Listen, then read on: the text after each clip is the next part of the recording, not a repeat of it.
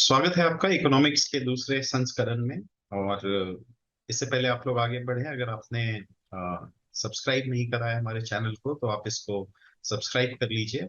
और शुरू करते हैं। पहला वर्ड है कमांड इकोनॉमी। और कमांड इकोनॉमी ऐसे इकोनॉमी को कहते हैं जिसमें कि इकोनॉमी के जो सारे एस्पेक्ट हैं और सारी जो एक्टिविटी है वो कोई एक सेंट्रल अथॉरिटी है वही उसको कंट्रोल करती है। वो सेंट्रल अथॉरिटी जो है वो गवर्नमेंट भी हो सकती है।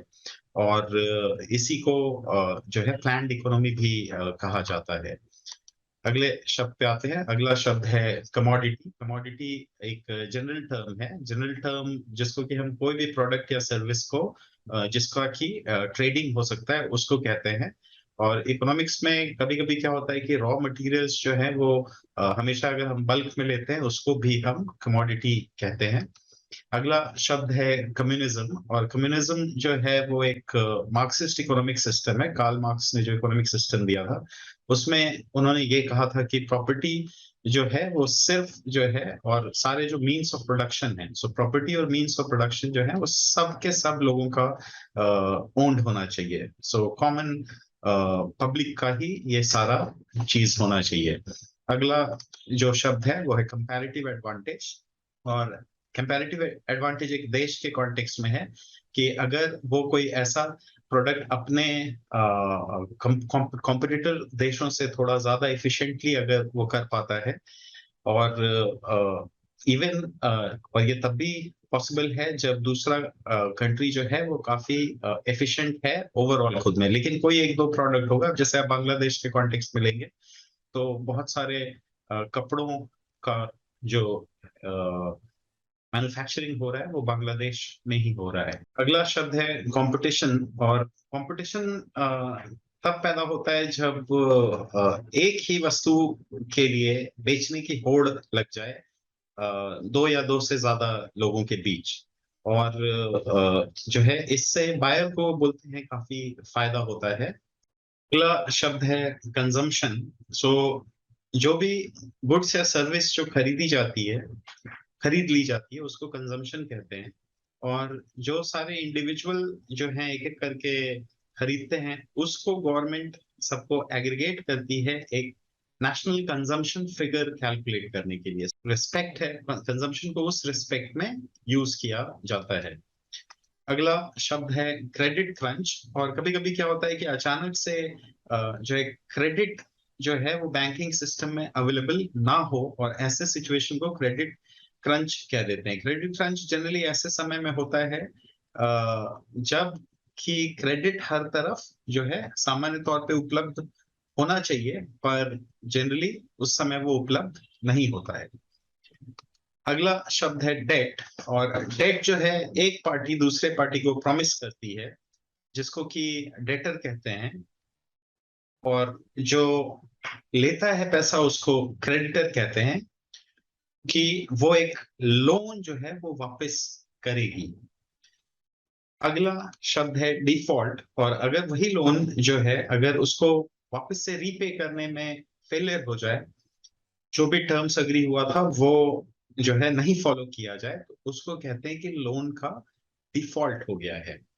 अगला शब्द है डेफिसिट। और डेफिसिट बेसिकली एक इम्बैलेंस के तौर पे देखा जाना चाहिए। ट्रेड डेफिसिट जो है अगर कभी हम ज्यादा इंपोर्ट कर दें एक्सपोर्ट के तुलना में तो जो है ये कहते हैं कि एक ऐसा डेफिसिट क्रिएट हुआ जो कि हमने जो है टैक्स रेवेन्यू से ज्यादा जो है स्पेंड कर दिया है। तो ऐसे सिचुएशन में डेफिसिट क्रिएट होता है। अगला शब्द है डिफ्लेशन। सो अगर सामान्यतः वस्तुओं की कीमतें जो हैं वो अगर कम हो जाती हैं, वस्तु हो या सर्विसेज हो, उनकी कीमतें अगर कम हो जाती हैं तो ऐसे सिनेरियो को डिफ्लेशन कहते हैं। और डिफ्लेशन जो है वो जनरली तब होता है जब आप इकोनॉमिक स्टैग्नेशन के पीरियड में जाते हैं। अगला शब्द है डिमांड। और डिमांड जो है वो बेसिकली अगर मान लीजिए कि जो है एक पर्सन है या एक ग्रुप ऑफ पर्सन है और वो किसी भी वस्तु को खरीदने के लिए तत्पर हैं या उसको खरीद सकते हैं तो जो उन गुड्स और सर्विसेज को खरीदने की जो तत्परता है उसको डिमांड कहते हैं। अगला शब्द है demand curve. Demand curve basically जब आप डीप इकोनॉमिक्स में जाएंगे तो एक ग्राफ होता है जिसमें कि जितना भी प्रोडक्ट या सर्विस है वो अलग अलग प्राइसेस में जो है खरीदी जाए, उसके रिस्पेक्ट में उस कर्व को जो है ड्रॉ करते हैं। अगला शब्द है डिपेंडेंसी थियरी। और डिपेंडेंसी थियरी ये कहती है कि अगर जो हमारे रिसोर्सेज और वेल्थ हैं वो अगर फ्लो करेंगे गरीब देशों से अमीर देशों की तरफ, सो देन होगा क्या कि फिर उस सिनेरियो में जो है गरीब देश कभी भी डेवलप नहीं हो सकता है। और इसी को कहते हैं डिपेंडेंसी थ्योरी, क्योंकि वो गरीब देश जो है वो अमीर देश पे डिपेंडेंट हो जाता है। अगला शब्द है डिप्रिसिएशन। और डिप्रिसिएशन बेसिकली किसी भी एसेट का एक समय के बाद जो है अगर उसकी वैल्यू कम हो जाती है और जिसमें कि आप कहते हैं कि वो उसका वियर एंड टियर हो जाए या तो वो टेक्नोलॉजी ही बदल जाए। जैसे आप कहते हैं कि कार है तो आप गाड़ी चलाते हैं, थोड़े दिन बाद डिप्रिसिएशन हो जाती है। आप मोबाइल फोन लेते हैं, थोड़े दिन बाद उसकी प्राइस डिप्रिशिएट हो जाती है। और या तो बहुत सारे केसेस में मोबाइल्स जो हैं वो ऑब्सोलीट ही हो जाते हैं, वो किसी काम के रहते नहीं, टेक्नोलॉजी जो है वो आगे बढ़ जाती है। अगले शब्द पे आते हैं। अगला शब्द है डिप्रेशन। सो डिप्रेशन बहुत इंपॉर्टेंट शब्द है। तो ये एक बहुत ही ऐसा होता है कि बहुत ही लंबे समय तक जो हमारी सारी की सारी इकोनॉमिक एक्टिविटी है उसमें अगर डिक्लाइन आ जाए और जो सारा का सारा प्रोडक्शन है, जो आउटपुट है वो नीचे चला जाए, अनएम्प्लॉयमेंट बढ़ जाए और साथ ही साथ क्रेडिट जो है वो बहुत मुश्किल हो जाता है लेना। सो इस सिनेरियो को इकोनॉमिक कॉन्टेक्स्ट में डिप्रेशन कहते हैं। अगला शब्द है डिमिनिशिंग मार्जिनल रिटर्न। अब जैसे समझिए कि आपने एक मोबाइल फोन खरीदा, उसका आप प्रयोग कर रहे हैं, लेकिन आपने एक और मोबाइल फोन खरीद लिया, तो ऑब्वियसली उस दूसरे मोबाइल फोन की जो यूटिलिटी है वो काफी कम होती है कंपेयर टू पहले मोबाइल फोन में, क्योंकि पहला मोबाइल फोन जो है वो आपके बहुत सारे कामों को कर पा रहा होता है। तो आपको बेसिकली क्या होता है, अगर आप मान लो इस बारे में आप तीसरा मोबाइल फोन खरीद लेते हो, तो अगर इस ढंग की सिचुएशन की जहां आप एक एक्स्ट्रा यूनिट किसी का ले लेते हो तो आपको वो जो बेनिफिट होती है पहले से उससे कम बेनिफिट जो है आपको दूसरे या तीसरे में होती है, उसको कहते हैं डिमिनिशिंग मार्जिनल रिटर्न। अगला शब्द है डिवोपोली। नाम में डिवो लगा है यानी कि दो होंगे। तो अगर ऐसा होगा कि एक ऐसा सिचुएशन हो जाए कि पूरी की पूरी मार्केट पे सिर्फ दो फर्म्स का राज हो जाए। तो अगर आप आज के कॉन्टेक्स्ट में देखेंगे तो जियो और एयरटेल अगर आप लेंगे तो सिर्फ हमारे मोबाइल मार्केट में डुओपोली के जैसा सिचुएशन क्रिएट हुआ है।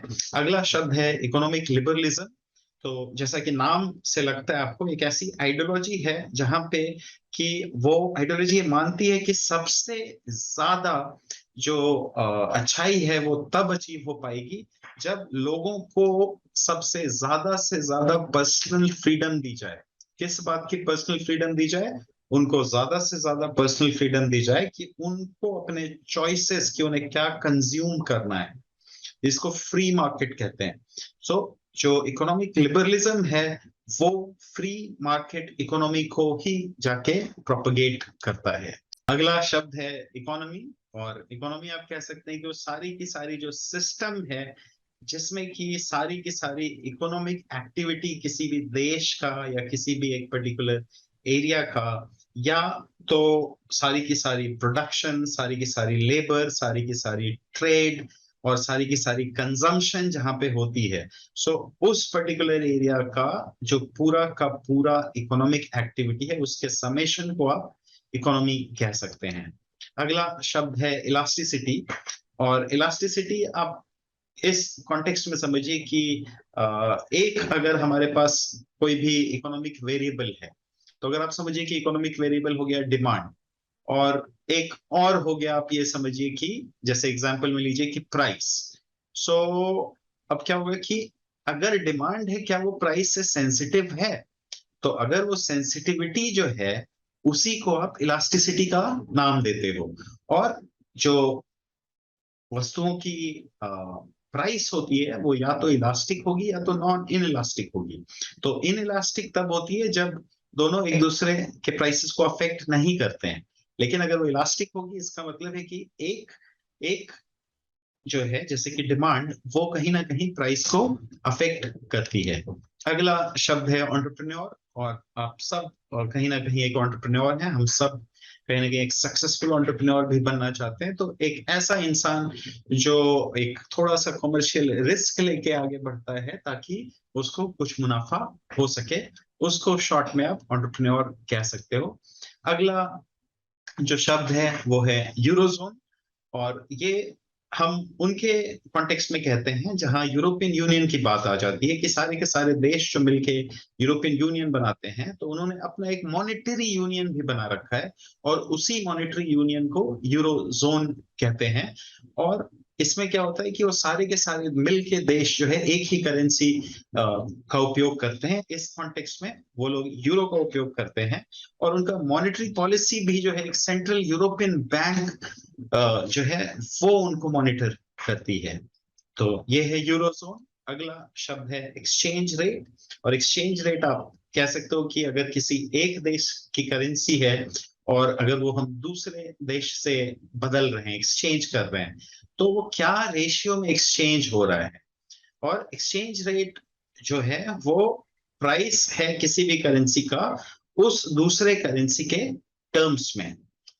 अगला शब्द है एक्सटर्नैलिटी, और एक्सटर्नैलिटी जो है या तो एक कॉस्ट है या तो एक बेनिफिट है, और वो कॉस्ट या बेनिफिट किसी भी इकोनॉमिक एक्टिविटी से आ रहा है जो कि एक पर्सन या तो जिसमें डायरेक्टली इन्वॉल्व तो नहीं है, लेकिन कहीं ना कहीं जो है वो उसके प्राइसेस में डायरेक्टली रिफ्लेक्ट नहीं कर रहा, लेकिन फिर भी वो कहीं ना कहीं एक हिस्सा है उस इंडिविजुअल पर्सन के लिए उसके कॉस्ट में या उसके जो है बेनिफिट में। तो उसको कहते हैं एक्सटर्नैलिटी।